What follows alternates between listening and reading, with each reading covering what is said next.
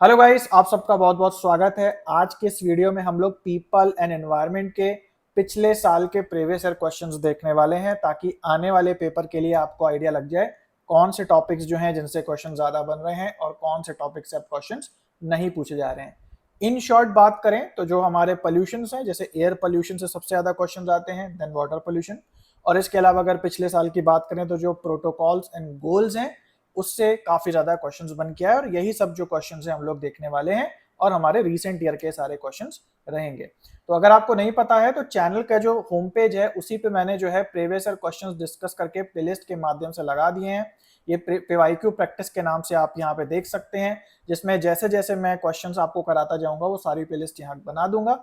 और इसके अलावा जैसे जैसे आप पीछे बढ़ेंगे तो और पिछले साल के जो क्वेश्चंस हैं उनको मैंने एक्सप्लेनेशन के साथ इन वीडियोस में बताया है। एक बार जरूर से देखेंगे तो पूरी अच्छी प्रैक्टिस आपकी हो जाएगी क्वेश्चंस की, अलॉन्ग विद एक्सप्लेनेशंस एग्जाम से पहले। तो चलिए आगे बढ़ते हैं। आज की वीडियो में हम लोग पीपल एंड एनवायरनमेंट के क्वेश्चंस देख लेते हैं, लेकिन उससे पहले जो बच्चे नए हैं, भाई मैंने पेपर 1 पूरा बेसिक्स आप लोगों को पढ़ाया हुआ है यूट्यूब के ऊपर, अलग अलग प्लेलिस्ट बनी है, जा करके जरूर से देख लो। अगर आपका पेपर 1 वीक है, आपको बिल्कुल आइडिया नहीं है कि कहाँ से क्या क्वेश्चंस बन के आते हैं।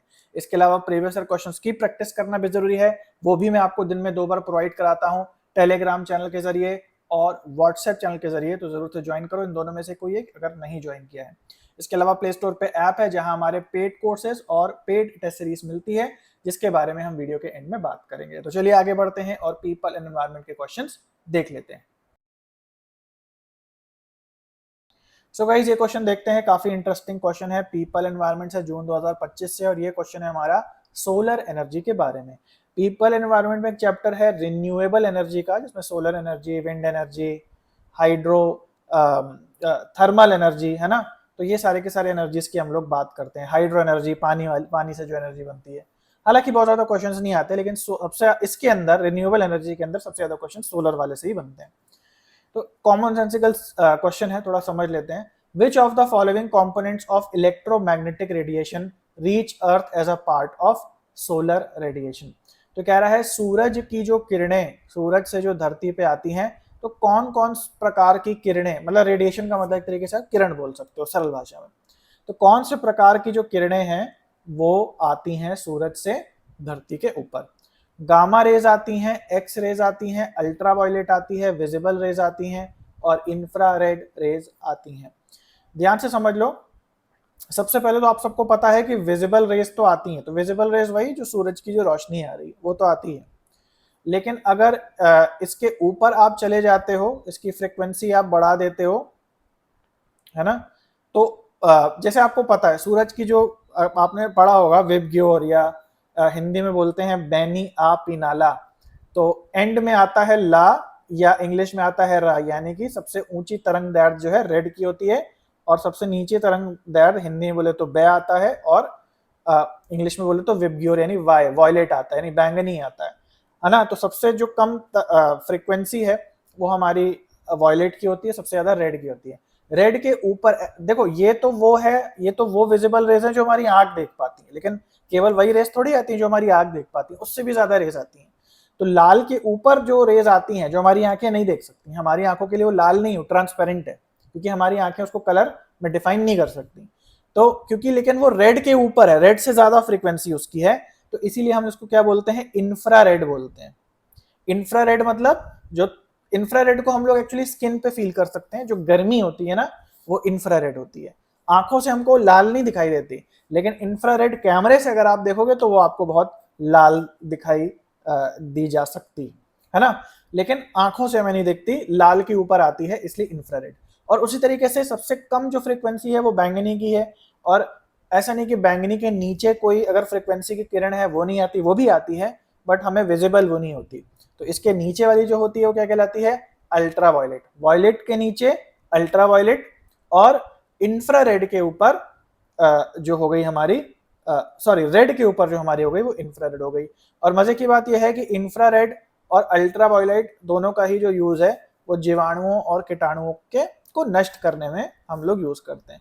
कोई भी चीज को हम लोग को फ्रेश करना है तो हम लोग क्या करते हैं, उसे गर्म कर देते हैं। गर्म करने से ऑब्वियसली उसमें ताप बढ़ जाता है, जैसे कोई चीज हमें सुखानी है धूप में, उसके बैक्टीरिया मर जाते हैं, तो इंफ्रारेड का उस पर काम होता है। प्लस आपने देखा होगा फैक्ट्रीज में कुछ सामान बनते हैं तो एक प्रोसेस है कि उसे अल्ट्रा वायलेट से गुजारते हैं।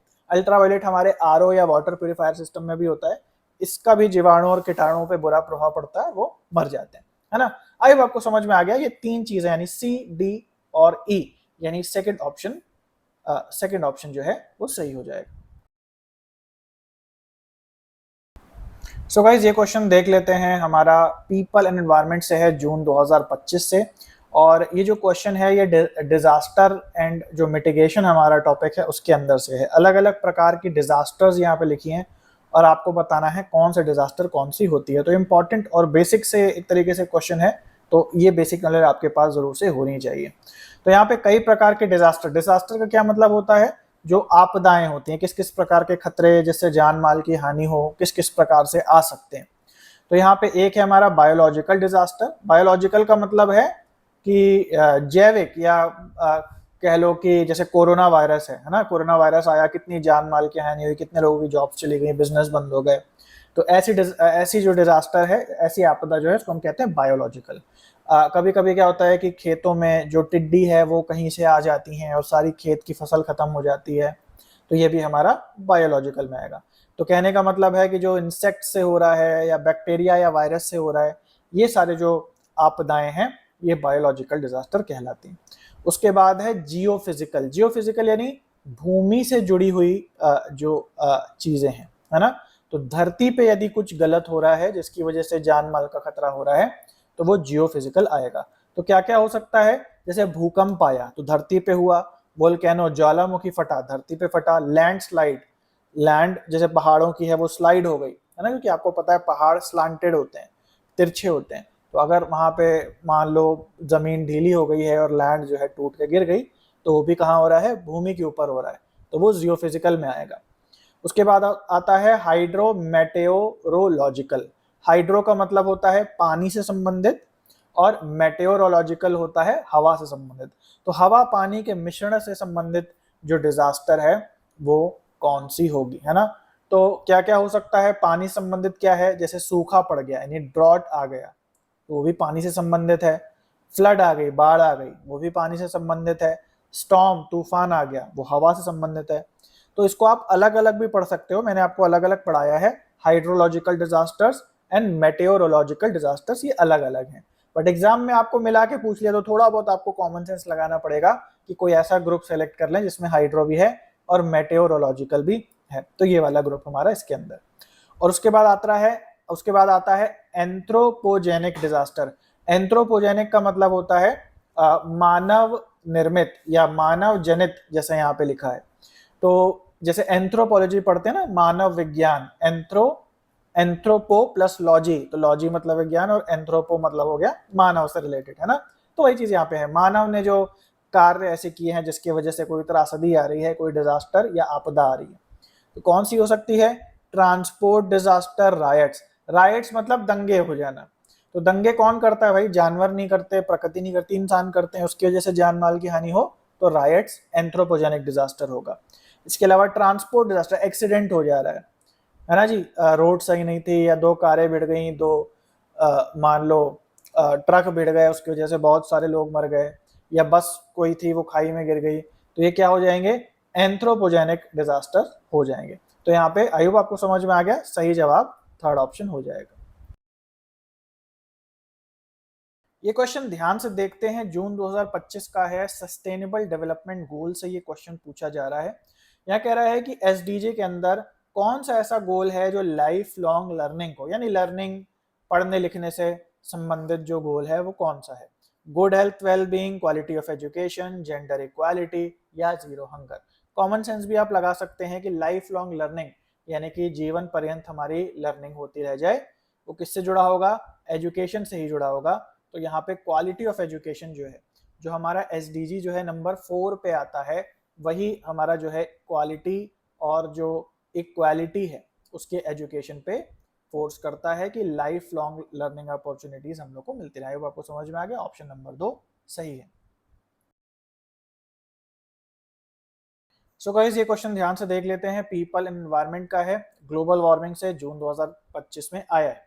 यहाँ कह रहा है एज टेम्परेचर राइजेस, जैसे जैसे तापमान बढ़ता है ड्यू टू ग्लोबल वार्मिंग की वजह से, the release of methane from wetlands will increase is an example of. कह रहा है जैसे जैसे टेम्परेचर बढ़ेगा वैसे वैसे क्या होगा कि जो वेटलैंड्स हैं उनसे और मीथेन निकलने लग जाएगा। तो ये किस प्रकार की फिनोमिनन, किस प्रकार के घटना का एग्जाम्पल है? ये क्या ये पॉजिटिव फीडबैक है, क्या ये नेगेटिव फीडबैक है, क्या ये पॉजिटिव नेगेटिव फीडबैक दोनों है? ये ना तो पॉजिटिव फीडबैक है और ना ही नेगेटिव फीडबैक है। तो इस बार जो मेरा पेड कोर्स है उसमें मैंने ये लेक्चर डाला है स्पेसिफिकली क्योंकि इस बार क्वेश्चन आया कि पॉजिटिव फीडबैक क्या है और नेगेटिव फीडबैक क्या है। ग्लोबल वार्मिंग में बहुत ज़्यादा इंपॉर्टेंट कंसेप्ट है। पॉजिटिव फीडबैक का मतलब है कि जब एक घटना जो है वो ऐसा प्रभाव उत्पन्न करती है जिससे वो चीज़ दोबारा और ज़्यादा रिपीट होने लग जाती है। तो जैसे ग्लोबल वार्मिंग जो है उससे आपको पता है ग्लोबल वार्मिंग से टेम्परेचर राइज होता है। टेम्परेचर राइज होने की वजह से क्या होगा कि जो वेटलैंड्स हैं, वेटलैंड का क्या मतलब है समझ लेते हैं कि जो ऐसी जगह है जहाँ थोड़ी ज़मीन भी है और थोड़ा पानी भी है, जैसे उथला तालाब हो गया या नदी और उसके बगल में जो ज़मीन है उनके बीच का जो एरिया हो गया जहाँ थोड़ा पानी है, थोड़ा सा भूमि है, थोड़े उसमें खरपतवार भी है, थोड़े से उसमें जानवर भी नहाते रहते हैं। तो ऐसी जो थोड़े बहुत पानी वाली जो जगह होती है उनको हम वेट लैंड्स बोलते हैं। तो वेट मतलब गीला, लैंड मतलब भूमि। तो क्या कह रहा है जैसे जैसे ग्लोबल वार्मिंग बढ़ेगी यानी जैसे टेम्परेचर बढ़ेगा वैसे क्या होगा, वेटलैंड्स में और मीथेन बढ़ेगा। ये क्या है, पॉजिटिव फीडबैक है, नेगेटिव फीडबैक है? तो इस बात को समझो कि जब मीथेन बनेगा तो क्या होगा। मीथेन आप सबको पता है ग्रीन हाउस गैस है। अगर ग्लोबल वार्मिंग बढ़ने से मीथेन बढ़ता है तो जाहिर सी बात है कि मीथेन बढ़ने का जो प्रभाव है वो फिर से ग्लोबल वार्मिंग को और ऊपर करने का या गर्मी को और ऊपर करने का कारण बनेगा। और फिर से जब और गर्मी होगी तो फिर और मीथेन बनेगा, फिर वो और ग्लोबल वार्मिंग करेगा और फिर और ग्लोबल वार्मिंग होगी तो और मीथेन बनेगा। तो यहाँ पे क्या हो रहा है कि एक कारण जो है वो एक ऐसा प्रभाव उत्पन्न कर रहा है जो वापस कारण को और इंटेंसिफाई कर दे रहा है। तो एक तरीके से चीजें एड अप होती चली जा रही हैं। तो जब इस तरीके से एक कारण एक प्रभाव बनाता है फिर उससे और बड़ा और सेम उसी दिशा में उसी गति में कारण और बढ़ जाता है, फिर और बढ़ जाता है, फिर और बढ़ जाता है, तो इसको हम कहते हैं पॉजिटिव फीडबैक, है ना। तो यहाँ पे सही जवाब जो है 1 है। तो जैसा यहाँ पे एक्सप्लेनेशन में भी लिखा हुआ है, positive feedback in environmental science refers to a process where an initial change leads to further change in the same direction. तो क्या हो रहा है कि जैसे ही मीथेन बढ़ा तो सेम डायरेक्शन, जो ग्लोबल वार्मिंग का सेम डायरेक्शन है उसमें और तेजी से गति होने लगी और एम्पलीफाइंग द ओरिजिनल इफेक्ट। तो ओरिजिनल इफेक्ट यहाँ किस चीज का था, ग्लोबल वार्मिंग का, और वो क्या हो गया, एम्पलीफाई हो गया।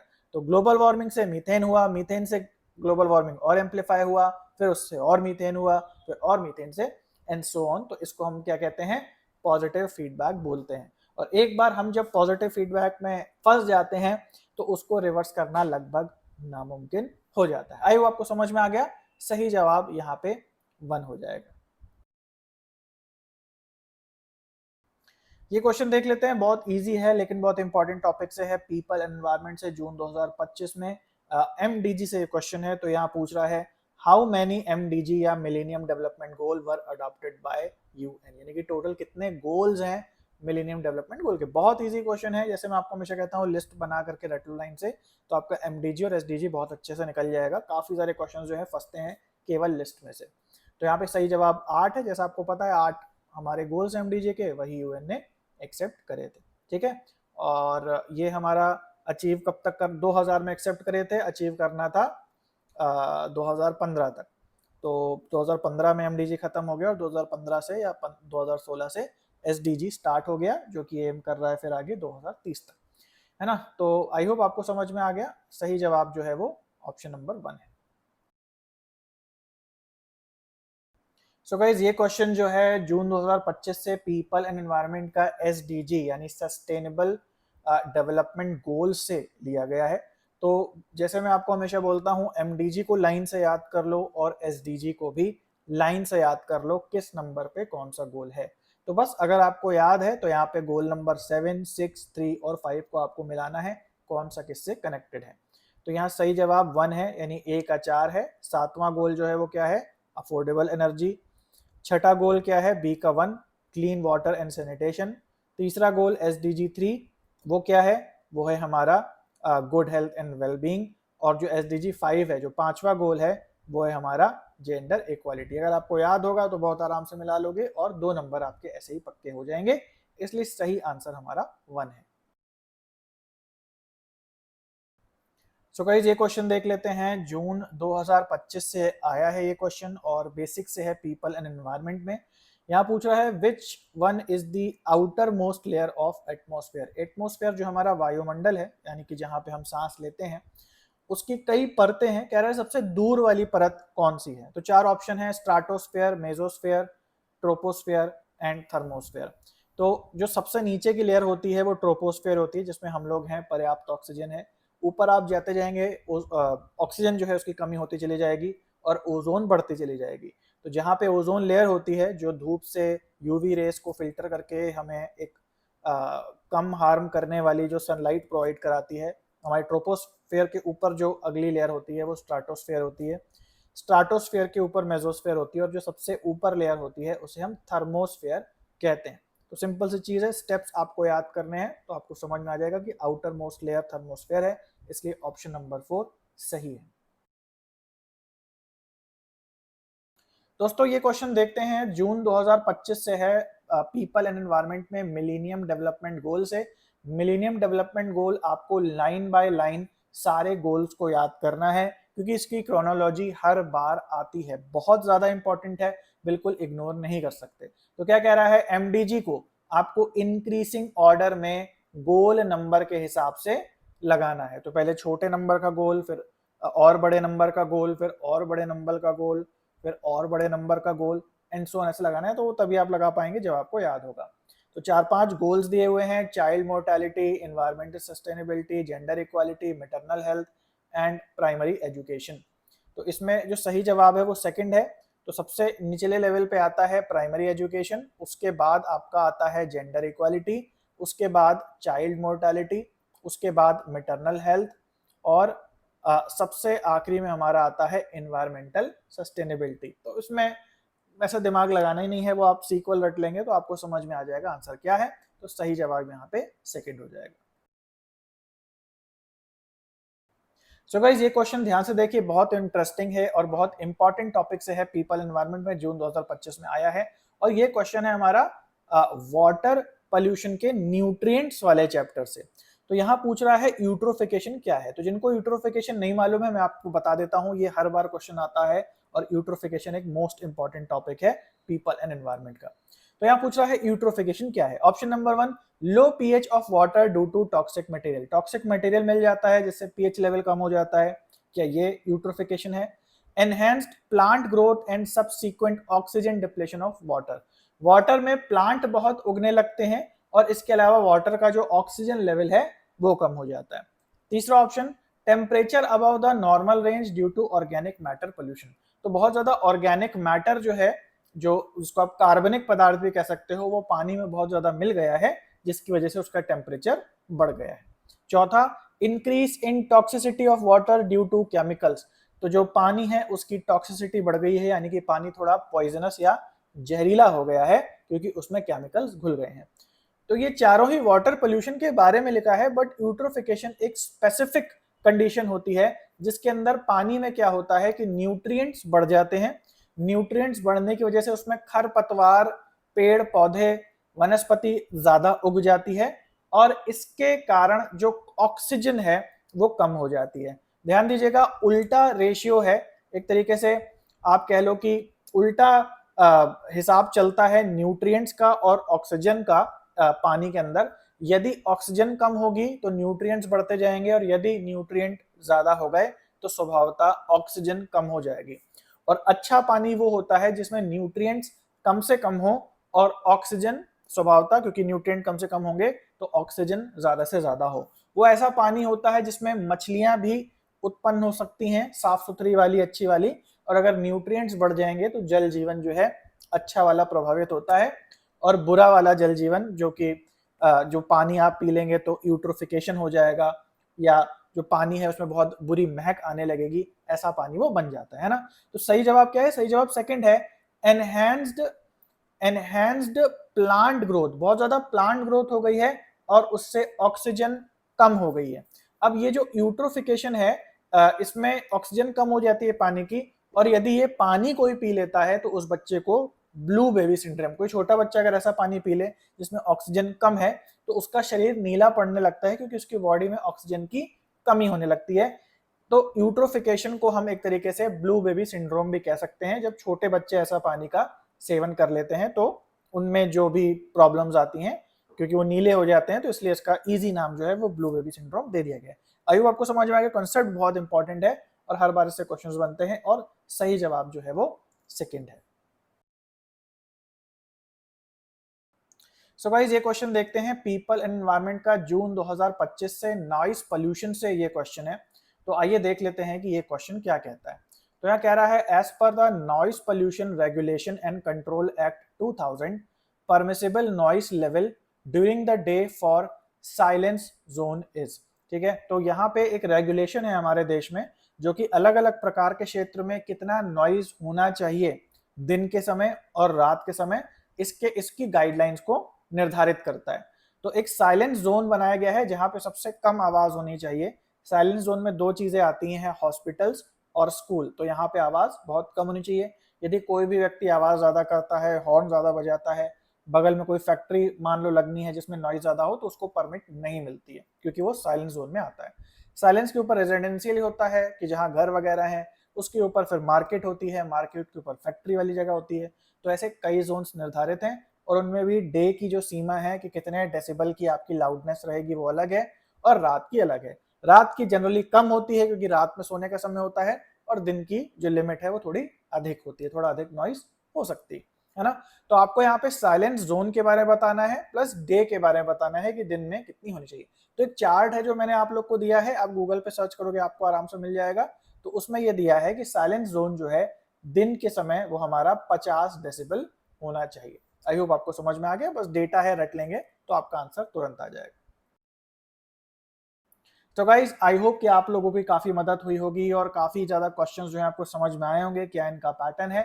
उसी हिसाब से आप अपने टॉपिक्स तैयार करिए और उम्मीद करते हैं कि आपके एग्जाम में अच्छे मार्क्स इस बार आएंगे।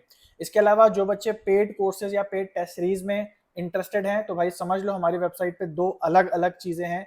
एक तो फुल कोर्स है, फुल कोर्स के अंदर लेक्चर और उन लेक्चर से जुड़े हुए जो प्रीवियस ईयर क्वेश्चंस हैं वो आपको साथ में मिलते हैं। तो आपको अलग अलग प्रैक्टिस नहीं करनी पड़ती, ऐसा नहीं करना पड़ता पहले आप लेक्चर्स देख रहे हैं उसके बाद क्वेश्चंस की प्रैक्टिस कर रहे हैं, आप साथ ही में सब कर लेते हैं। लेक्चर देखते हैं, उससे जुड़े हुए प्रीवियस ईयर क्वेश्चंस वहीं आपको मिल जाते हैं जो कि न्यूएस्ट से ओल्डेस्ट के सीक्वल में आपको दिए होते हैं। तो 20 से ज्यादा लेक्चर फ्री हैं, एक बार डेमो के रूप में आप इन्हें जरूर से देख लेना। इसके अलावा जो बच्चे केवल प्रैक्टिस करना चाहते हैं प्रीवियस ईयर क्वेश्चंस की एग्जाम से पहले, तो आप अलग अलग सेक्शन की प्रैक्टिस कर सकते हैं। आपको रीडिंग कॉम्प्रिहेंशन केवल लगाना है, केवल डीआई के सवाल करने हैं, केवल टीचिंग एप्टीट्यूड लगाना है, इन सो ऑन। तो अलग अलग सेक्शन में टेस्ट सीरीज के माध्यम से आप इसके प्रैक्टिस कर सकते हो। 100 से ज्यादा क्वेश्चंस जो हैं डेमो के रूप में अवेलेबल हैं, तो जरूर से इनको देखना। अगर आपको कोई भी आइडिया चाहिए, वीडियो ट्यूटोरियल चाहिए, तो यहाँ पे चैट कर लेना और बोल देना कि भाई मुझको डेमो कंटेंट चाहिए टेस्ट सीरीज का या फिर कोर्स का, तो वो आपको प्रोवाइड व्हाट्सएप पे कर दिया जाएगा। ठीक है, तो चलेगा, इस आज के लिए इतना था। मिलते हैं अगले वीडियो में, तब तक के लिए सभी को बाय और टेक केयर।